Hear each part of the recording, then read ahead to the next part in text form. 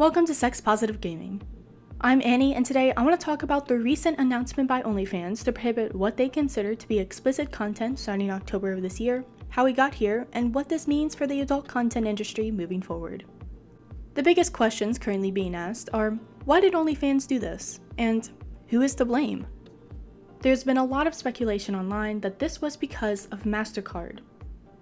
As with most things in life, this is a complicated situation with a lot of factors, but I can tell you why I think the decision happened when it did, as well as what led up to this outcome. On June 29, 2015, Sheriff Thomas Dart wrote a letter representing Cook County, Illinois to Visa and Mastercard, asking them to cease and desist their involvement with the website Backpage.com, stating that sex trafficking is among the most pervasive and persistent of social evils. It is one that law enforcement strives daily to mitigate to reduce the number of victims. Yet, the unfettered proliferation of websites like Backpage.com has provided this violent industry with a mask of normalcy, driving demand ever higher and increasing the enslavement of prostituted individuals, including children. Mastercard cut ties with Backpage 2 days later. While this was ruled by the United States Court of Appeals for the 7th Circuit to be an unconstitutional overreach at the end of November, the damage and precedent of a member of the United States government publicly associating all forms of sex work with human trafficking was made. A clear case of government overreach and censorship, right? Here's the problem. In January 2017, a Senate investigation ultimately found Backpage to be complicit in obscuring ads for child trafficking. The former Backpage CEO, Carl Fair, has pleaded guilty to charges of money laundering and conspiracy to facilitate prostitution, and the trial for the founders of Backpage, James Larkin and Michael Lacey, is set to begin later this year. In April of 2017, the Allow States and Victims to Fight Online Sex Trafficking Act of 2017, or Fasta, was introduced in the United States House of Representatives. The intent of the bill was to remove safe harbor protection from websites and make providers like Backpage become liable for any usage of their platforms that facilitate sex trafficking, knowingly if they moderate for such content, and with reckless disregard if they do not proactively take steps to prevent such usage. One of the unintended consequences of this is that credit card companies like Mastercard could be held liable as well. Up to this point, credit card companies viewed sex and porn as a risk in that there is a greater potential for fraud claims and chargeback. Now there is a financial and potentially criminal consequence that did not previously exist.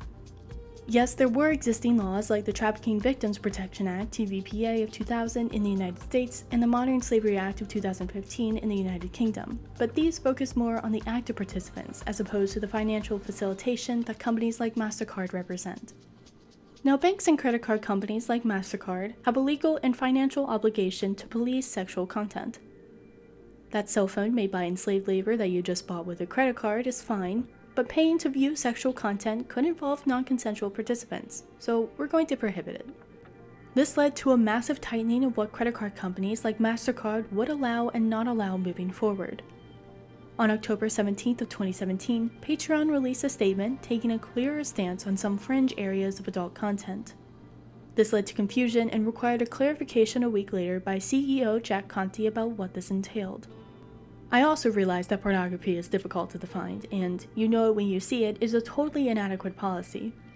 So we've added additional detail to the pornography section of our content policy, and the team will be spending even more time clarifying our guidelines in the future.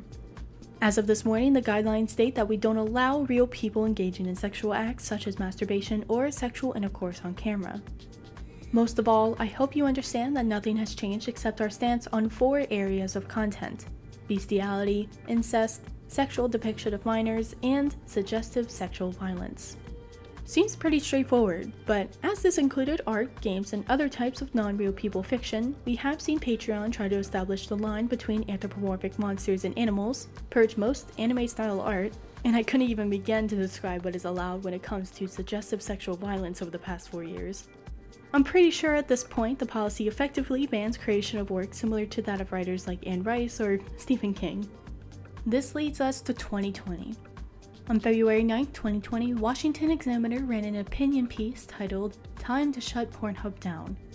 In it, it listed claims of Pornhub's involvement with human trafficking, including child prostitution.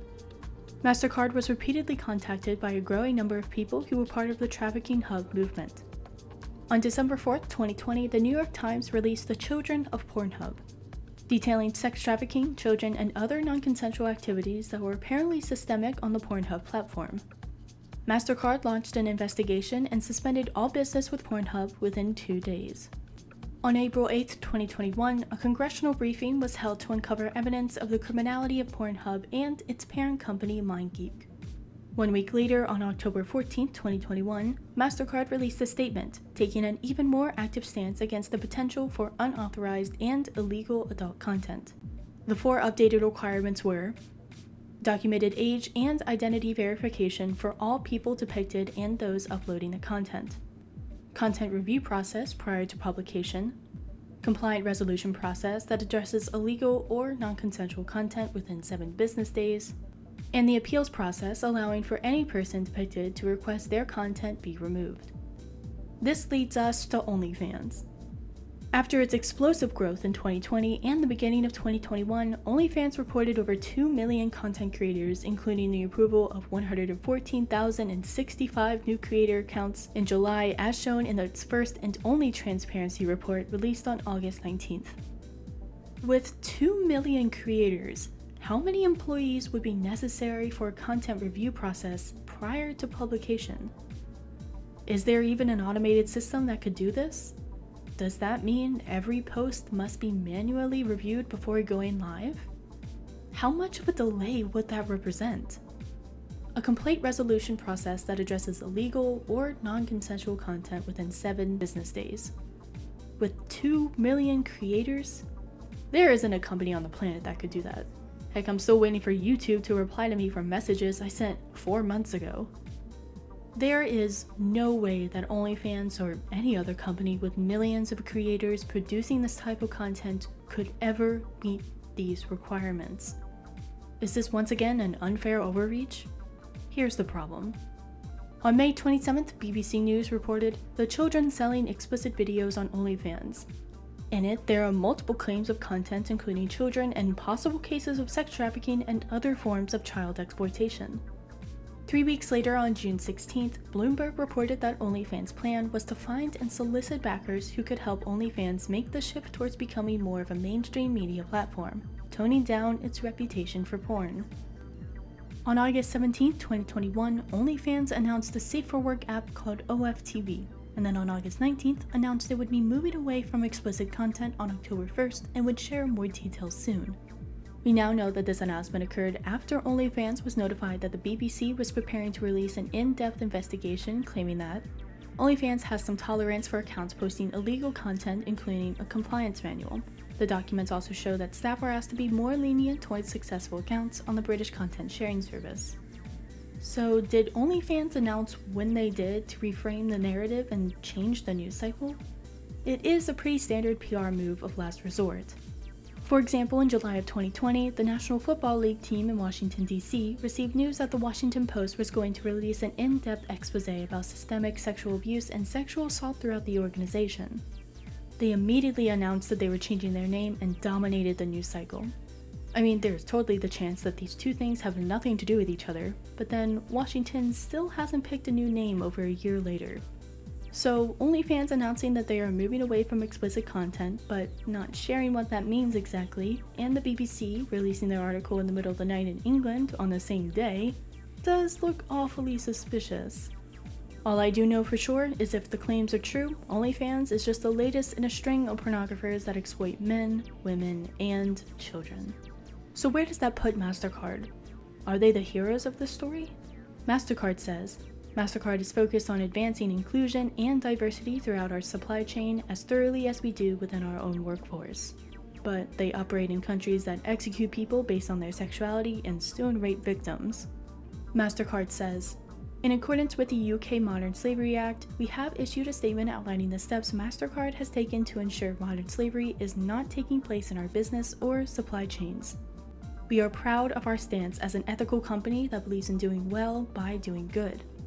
We endorse the principles of the Act and have a number of policies and provisions in place designed to eradicate modern slavery from our business and supply chains. But feel free to use your MasterCard to buy products produced by enslaved labor. They won't stop you. No, MasterCard is not the hero. Just like in some dystopic postmodern novel, we have no heroes and are left with more questions than we started with. Is the real person pornography industry capable of only using consenting adults? Why are fictional works like drawings, novels, and games held to the same standards as real life? I mean, I'd understand if these works were being made by enslaved labor in some type of sweatshop, but do we really need to police how animalistic a furry artist's creation is? What happens to all the creators of legal content on OnlyFans? What is next for the industry, and how does this impact adult content video games? Let me know what you think in the comments, but remember, no shaming, just gaming. Thanks to all this month's supporters on Patreon. I wouldn't have been able to do this without you.